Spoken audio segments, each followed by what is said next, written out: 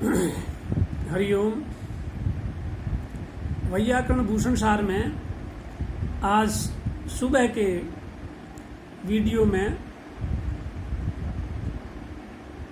कर्ता या कर्म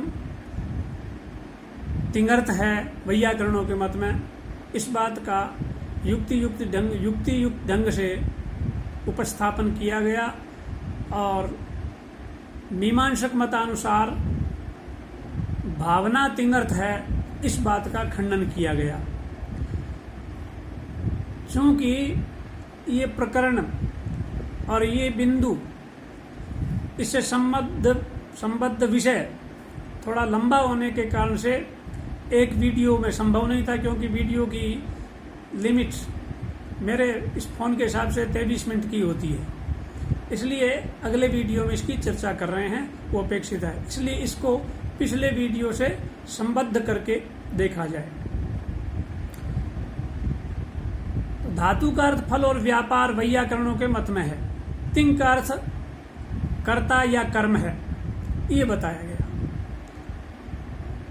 वैयाकरण नैयायिकों के मत में धातु का अर्थ फल और व्यापार है, तिंग का अर्थ कृति है और प्रथमांत पद से कर्ता का लाभ होता है। मीमांसकों के मत में धातु का अर्थ फल है, तिंग का अर्थ भावना है और कर्ता आक्षेप से प्राप्त होता है। ये मुख्य बात विचारणीय है, ध्यान रखने योग्य है। वैयाकरणों को शाब्दबोध में व्यापार की मुख्य विशेषता स्वीकार है, अर्थात व्यापार धात्वर्थ व्यापार मुख्य विशेषक शब्दबोध वैयाकरणों को इष्ट है। नैयायिक प्रथमांतार्थ मुख्य विशेषक शब्दबोध स्वीकार करते हैं और मीमांसक भावना मुख्य विशेषक शब्दबोध को स्वीकार करते हैं। अब यहाँ ये बात ध्यान देने की है कि तिंग का अर्थ यद्यपि तीनों के मत में अलग अलग है, लेकिन फिर भी संख्या और काल ये भी तिंगर्थ है, तिंग का अर्थ है, ये तीनों ही मानते हैं। तिंगर्थ संख्या और काल को वैयाकरण, नैयायिक और मीमांसक तीनों स्वीकार करते हैं, जबकि कर्ता और कर्म वैयाकरण मानते हैं, भावना मीमांसक मानते हैं और कृति अर्थ तिंग का नैयायिक मानते हैं। ये मतभेद हैं। तो शब्दबोध में भी वैयाकरणों को व्यापार मुख्य विशेषक शब्दबोध होता है, मीमांसकों को भावना मुख्य विशेषक शब्दबोध होता है और नैयायिकों को प्रथमांतार्थ मुख्य विशेषक शब्दबोध होता है। ये बात यहाँ तक ध्यान होनी चाहिए।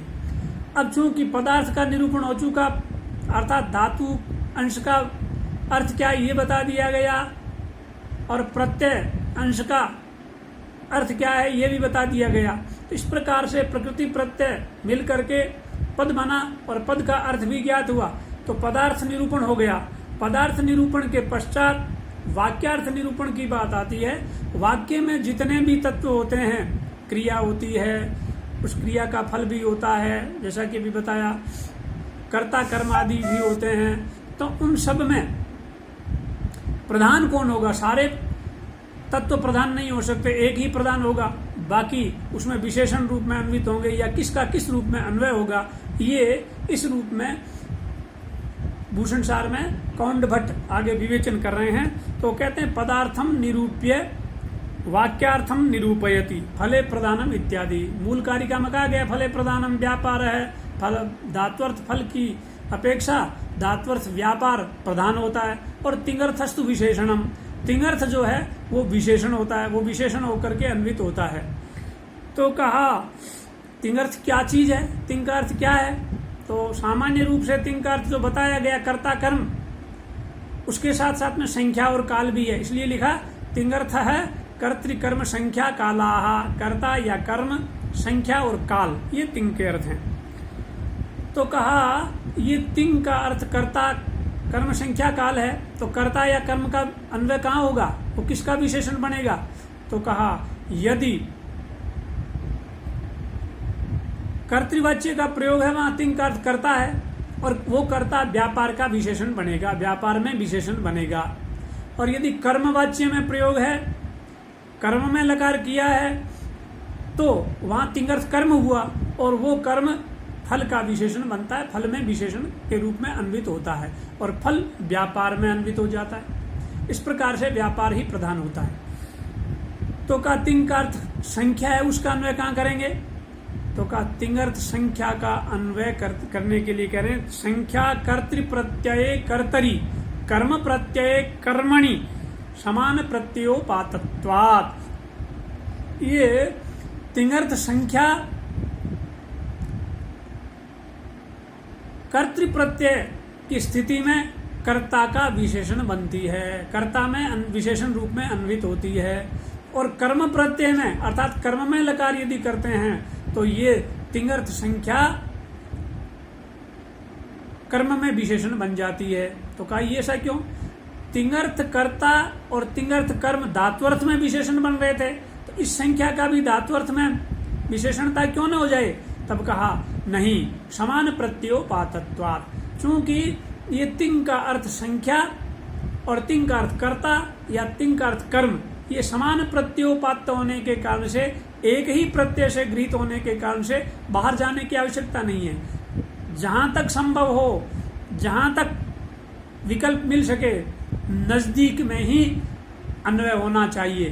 तो इसलिए समान प्रत्योपात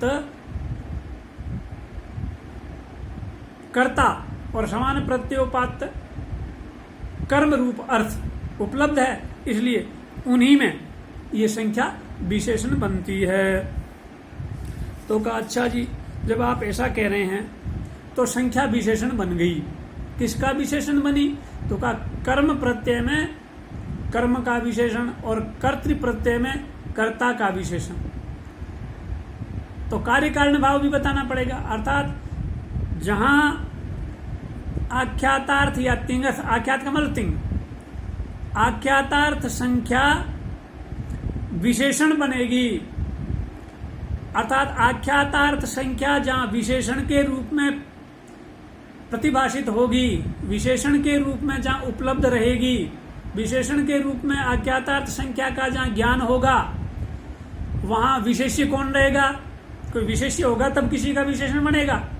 तब कहा कि आख्यातार्थ संख्या प्रकारक बोधम प्रति, अर्थात आख्यातार्थ अर्थात तिंगर्थ संख्या है विशेषण, प्रकार माने विशेषण, आख्यातार्थ संख्या है विशेषण जिसका ऐसे बोध के प्रति आख्यातजन्य कर्ता या कर्म की उपस्थिति कारण है।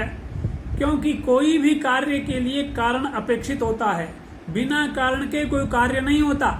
तो आख्यातार्थ संख्या प्रकार के रूप में अर्थात विशेषण के रूप में जहां पर बोधित होगी या उसका उस रूप में ज्ञान होगा, तो उसका कार्य, उस कारण कौन होगा? वो कारण है आख्यात जन्य या आख्यातार्थ जन्य कर्ता या कर्म, आख्यातार्थ के रूप में उपस्थित कर्ता या कर्म। ध्यान दीजिए, कर्ता कर्म के लिए लिखा आख्यातार्थ जन्य या आख्यात जन्य, आख्यातार्थ के रूप में कर्ता या कर्म होना चाहिए, न कि प्रथमांत पद इत्यादि। प्रथमांत भी कर्ता मिल सकता है, वो नहीं। यहाँ आख्यातार्थ अर्थात दोनों ही संख्या और कर्ता या संख्या और कर्म, ये दोनों ही आख्यातार्थ हैं। इसलिए आख्यातार्थ संख्या के विशेषणता के रूप में जब ज्ञान होगा या उपस्थिति होगी, ऐसे कार्य के लिए आख्यातार्थ कर्ता या कर्म की उपस्थिति होनी जरूरी है। जहां पर आख्यातार्थ कर्ता या आख्यातार्थ कर्म उपस्थित रहेगा, वहीं पर आख्यातार्थ संख्या विशेषण के रूप में अन्वित होगी। ये कार्य कारण भाव माना गया। अर्थात यहाँ वैयाकरणों के यहाँ आख्यातार्थ संख्या का अन्वय आख्यातार्थ कर्ता या कर्म में हो जाता है। किसी बाह्य पदार्थ के पास जाने की जरूरत नहीं है। इस आख्यातार्थ संख्या को विशेषण बनने के लिए किसी बाह्य विशेष्य की आवश्यकता नहीं है। ये वैयाकरणों के मत में लाघव है, अर्थात ये सरलता है। तो का दूसरों के यहाँ क्या है? तो का नैयायिक आदि के मत में दिक्कत आती है। वो क्या? नैयायिक आदि के मत में आख्यातार्थ संख्यायाः प्रथमार्थे एव अन्वयात् नैयायिक आदि के यहाँ कर्ता या कर्म प्रथमांत पद से उपलब्ध होता है, और चूंकि आख्यातार्थ संख्या उनको भी अभिष्ट है, तो उस आख्यातार्थ संख्या का अन्वय वो प्रथमांत पद जन्य जो करता है, अर्थात प्रथमांत पद के रूप में जो कर्ता या कर्म है उसमें अन्वय करते हैं। अर्थात आख्यातार्थ तिंगर्थ संख्या का अन्वय करवाने के लिए या उसको विशेषण बनाने के लिए किसी बाह्य पदार्थ के पास जाना पड़ता है, प्रथमांत पद। जबकि वैयाकरणों के यहाँ उसी तिंगर्थ में ही अर्थात तिंग प्रत्यांश में ही बैठा हुआ है कर्ता या कर्म भी, अर्थात तिंगर्थ के रूप में कर्ता या कर्म है और तिंगर्थ के रूप में ही संख्या है, तो वहां का वहां ही अन्वय हो जाता है। लेकिन नैयायिक आदि के मत में प्रथमांत के साथ में ही आख्यातार्थ संख्या का अन्वय होने के कारण से बाहर जाना पड़ता है। तो ऐसी स्थिति में आख्यातार्थ संख्या प्रकार का जहां बोध हो, आख्यातार्थ संख्या है विशेषण जिसमें, ऐसे बोध के प्रति प्रथमांत पदजन्य उपस्थिति कारण मानना पड़ेगा। प्रथमांत पदजन्य उपस्थिति अर्थात प्रथमांत पद बाहर का, यद्यपि प्रथमांत पद भी वो करता ही है, लेकिन हमारे वैयाकरणों के यहाँ वो कर्ता तिंगर्थ है, जो कि उस तिंग रूपी अंश में, तिंग रूपी प्रत्यय में ही बैठा हुआ है, प्रत्यार्थ के रूप में ही बैठा हुआ है, और संख्या भी उसी तिंग प्रत्यय का अर्थ है। तो संख्या और कर्ता या संख्या और कर्म दोनों एक ही जगह बैठे हुए हैं, इसलिए बाह्य किसी के पास में जाने की जरूरत नहीं है। जबकि नैयायिकों के यहाँ कर्ता प्रथमांत पद से उपलब्ध होता है, इसलिए उस प्रथमांत पद में, बाह्य पद में इसको विशेषण बनने के लिए, विशेषण के रूप में अन्वित करने के लिए आपको बाहर जाना पड़ता है, लंबा रास्ता खींचना पड़ता है, इसलिए ये गौरव दोष है। तो इसी बात को ये कह रहे हैं, नैयायिकादीनाम आख्यातार्थ संख्याया प्रथमांतार्थे एवं अन्वयात, आख्यातार्थ संख्या का प्रथमांतार्थ में ही अन्वय होने के कारण से आख्यातार्थ संख्या प्रकारक बोधम प्रति, आख्यातार्थ संख्या प्रकारक बोध के प्रति प्रथमांत पदजन्योपस्थिति हेतु, प्रथमांत पद से जन्य कर्ता या कर्म के रूप में जो उपस्थिति है उसको हेतु मानना पड़ता है। ऐसा कार्य कारण भाव उनको स्वीकार करना पड़ता है। ये कार्य कारण भाव गौरवग्रस्त हो गया, लंबा हो गया, समझ गए। अर्थात वैयाकरणों को कार्य कारण भाव मानने के लिए, आख्यातार्थ संख्या को विशेषण बनाने के लिए आख्यातार्थ कर्ता ही उपलब्ध हो जाता है पास में वहीं, तो इसलिए ये तो लाघव है। लेकिन मीमांसकों नैयायिकों के यहाँ आख्यातार्थ संख्या का विशेषणत्व अन्वय करने के लिए प्रथमांतार्थ के पास जाना पड़ता है, और प्रथमांतार्थ बाह्य पदार्थ है, इसलिए ये गौरव दोष हो गया। और इतना ही नहीं, इसमें इस कार्य कारण भाव में भी एक और समस्या उत्पन्न होती है। वो क्या? अब देखिए, जैसे आपने कहा देवदत्त गच्छति, तो इस देवदत्त गच्छति में तिंगर्थ संख्या एकत्व का देवदत्त इस प्रथमांत के साथ में विशेषणत्व अन्वय हो जाता है, तो अर्थात देव उनके यहाँ बोध होता है देवदत्त पचति, इस वाक्य का पाकानुकूल वर्तमान कालिक व्यापार जनक कृतिमान देवदत्त है, एक संख्यक देवदत्त है, इस प्रकार का बोध होता है। लेकिन जहां पर जिस वाक्य में दो प्रथमांत बैठे हों, वहां आख्यातार्थ संख्या एक ही प्रथमांत में अन्वित होती है, दूसरे में नहीं हो पाती है, जबकि प्रथमांत दो बैठे हैं। तो वैसी स्थिति में ये कार्य कारण भाव जो इनका है कि आख्यातार्थ संख्या प्रकारक बोधम प्रति प्रथमांत पदजन्योपस्थिति हेतु, ये कार्य कारण भाव व्यभिचरित हो जाता है। उसके लिए उनको कुछ नई बात जोड़नी पड़ती है। वो क्या? तो पहले वो ऐसे वाक्य देखिए जिनमें दो प्रथमांत पद मिल रहे हैं। पहले कर्मवाच्य का ये रूप देखिए, चंद्र इव मुखम दृश्यते। यहाँ मुखम दृश्यते ये कर्मवाच्य का रूप है।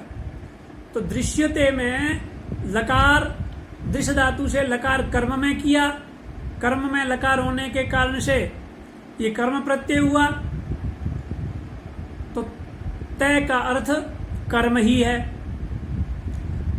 और तय का अर्थ संख्या भी है, तो वो संख्या उस कर्म का विशेषण बन गई और वो कर्म तिंगर्थ कर्म, तय का अर्थ जो कर्म है वो मुख के साथ में सामान्य विशेषयोर अभेद है, इस आधार पर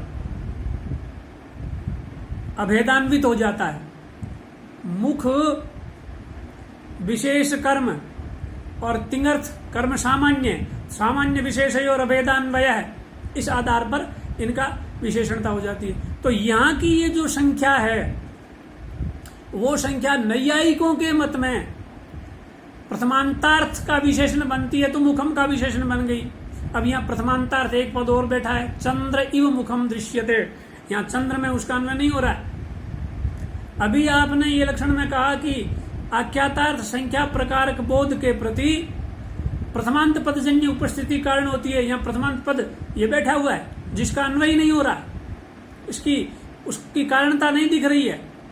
इसी प्रकार देवदत्त भ्रजति, ये वाक्य में एक देवदत्त कर्ता बैठा हुआ है प्रथमांत पद, उसके साथ में तिंगर्थ संख्या का अन्वय हो जाता है। लेकिन देवदत्त भुक्त्वा भ्रजति, ये वाक्य जो है इसमें भुक्त्वा भी प्रथमांत पद है, अव्यपद ये प्रथमांत है। इसे प्रथमांत पद का इस प्रथमांत पद में तिंगर्थ संख्या का अन्वय नहीं हो रहा है, तो ऐसी स्थिति में ये प्रथमांत पद रहते हुए भी ये आपका कार्य कारण भाव संगत नहीं हो रहा है। तो ऐसी स्थिति से बचने, अर्थात चंद्र और भुक्त्वा या चंद्र और त्वार्थ, इनका क्या करोगे? इनके साथ में संख्या का अन्वय करें कि नहीं करें, या करते हैं तो कैसे कर पाओगे, होता नहीं है। तो वहां ऐसे व्यभिचार से बचने के लिए आपको ये जो कार्य कारण भाव आपने बनाया उसमें कुछ संशोधन करना पड़ेगा नैयायिकों को। क्या कार्य कारण भाव था? आख्यातार्थ संख्या प्रकारक बोधम प्रति प्रथमांत पद जन्योपस्थिति हेतु, ऐसा ये बनाया।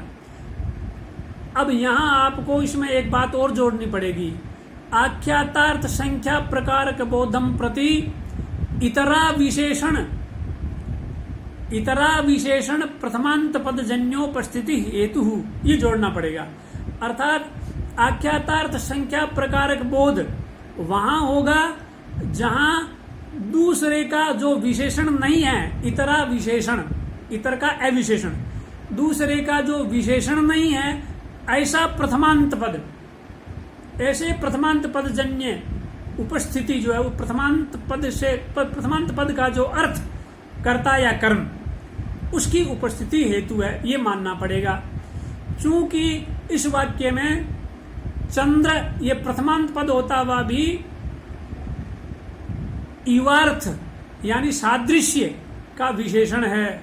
मुख कैसा है कि चंद्रमा के समान, तो चंद्र प्रथमांत होता हुआ भी इवार्थ यानी सादृश्य इस अर्थ का विशेषण बना हुआ है, सादृश्य का विशेषण बना हुआ है, इसलिए इस आक्षेप से ये बच जाएंगे।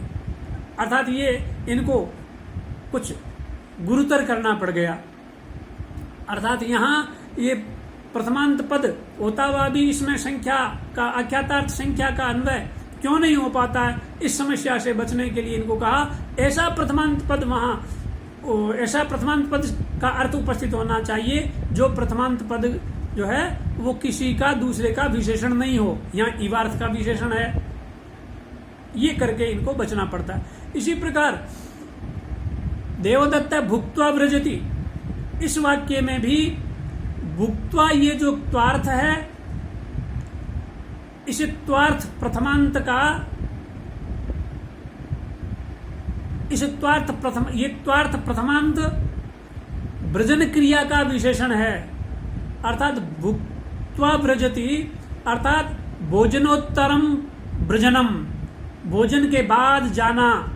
तो ये भुक्त्वा ये त्वार्थ प्रथमांत या त्वा प्रत्यांत ये जो पद है प्रथमांत, वो इतर का विशेषण है, वृजन का विशेषण है, इसलिए उस कार्य कारण भाव में आने वाले व्यभिचार से इस प्रकार से बचते हैं। तो ये और बड़ा गौरव दोष हो गया।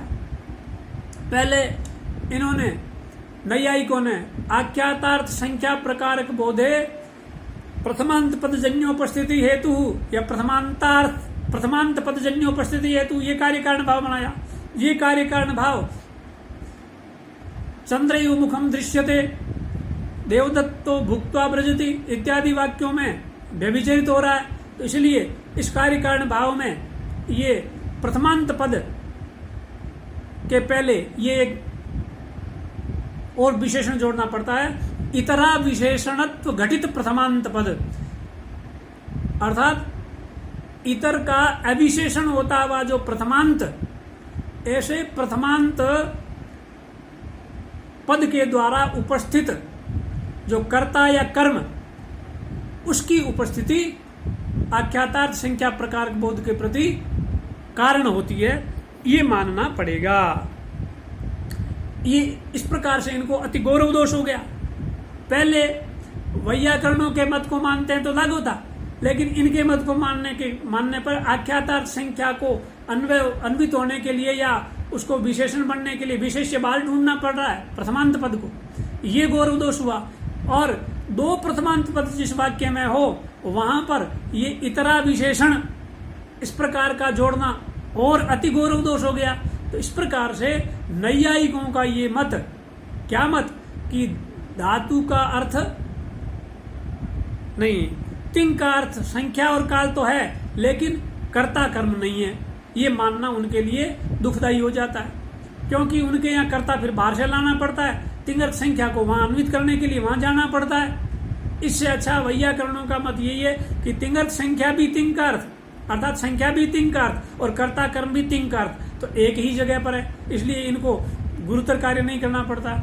और ये इनका जो गौरव दोष इस लक्षण में आया या कार्य कारण भाव में आया नैयायिकों के यहाँ, उसमें दो पदों वाले, दो प्रथमांत पदों वाले वाक्य में और ज्यादा दोष हो जाता है, और ज्यादा गौरव हो जाता है, इसलिए इनका ये मत ठीक नहीं है। ये जो लाघव गौरव की चर्चा की गई, इस लाघव गौरव की चर्चा करना भी अपने आप में तिंग का अर्थ कर्ता और कर्म है, इस बात का ये प्रमाण है। अर्थात तिंगर्थ कर्ता और कर्म है, इस बात का एक प्रमाण ये भी है कि इनको लाघव गौरव चर्चा करनी पड़ रही है और इनको इस रूप में स्वीकार करना पड़ रहा है। अर्थात ये जो चर्चा लाघव और गौरव संबंधित करनी पड़ रही है वो तिंगर्थ कर्ता या कर्म है, इस बात में प्रमाण है। ये समय पूरा हो रहा है इस वीडियो में। हरिओम।